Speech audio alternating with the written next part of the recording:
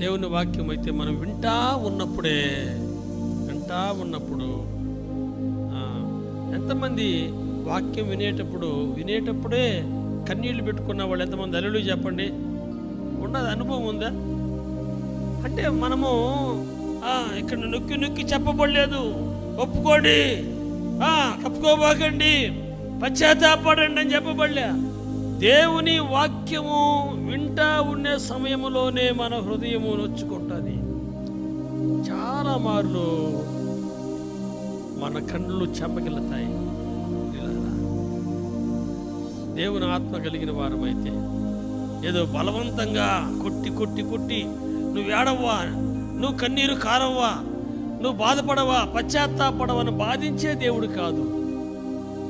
పరిశుద్ధాత్మ దేవుడు సున్నితమైన బోధ ప్రభావములో మన హృదయం నలిగిపోతుంది, విరిగిపోతుంది.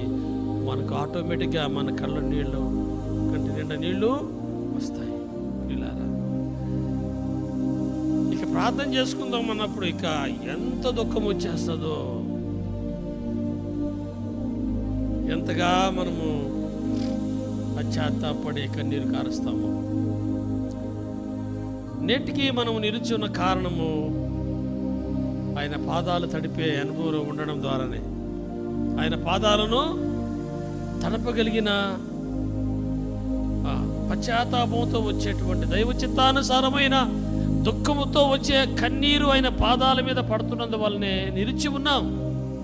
లేకపోతే ఈడ్చుకుని వెళ్ళిపోతాడు సైతాను. ఆ పశ్చాత్తాప హృదయం ఎవరిలో ఉండదో వారిని ఈడ్చుకుని వెళ్ళిపోతాడు అంతే. ఇక్కడ ఉండనీడు.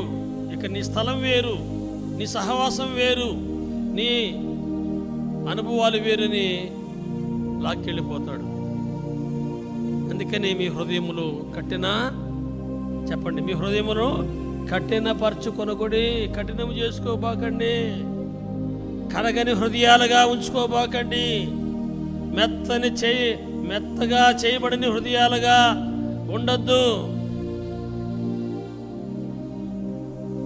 మెత్తగానే ఉండాలి. నీటితో నింపబడిన స్పాంజ్ అలాగా ఎప్పుడు పిండినా కూడా అలా ఏమొస్తాయి చెప్పండి, నీరు వచ్చినట్టుగా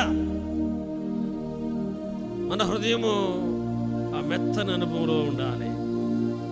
దేవుని మాట మన చెవిని పడిన వెంటనే చూసారా, కొంతమంది లోక సంబంధమైన మాటలకు ఏడు చేస్తారంతే. భర్త ఏమని అనకూడదు, భార్య ఏమని అనకూడదు, అత్త ఏమని అనకూడదు, కోడలు ఏమని అనకూడదు, లేకపోతే ఏదో ఇక ఏదైనా పక్కన ఎక్కడ గొడవలు వచ్చినా ఏమని అనకూడదు. ఇక అంతే అని ఏడుపులు. దేవుడి వాక్యం వినేటప్పుడు ఏడుపులు రాదు వాళ్ళకి. సమాజంలో రోషం వస్తుంది, సమాజంలో పౌరుషం వస్తుంది. సంఘములో దేవుని మాట విన్నప్పుడు వీళ్ళారా కన్నీరు రావు. చూసారా, ఇక్కడ కన్నీరు రావాలి, అక్కడ కాదు అనేవాళ్ళు అంటానే ఉంటారు. ఎవరు ఆపలేము. ఎవరమైనా ఆపగలమా చెప్పండి? ఎవరు ఆపలేము.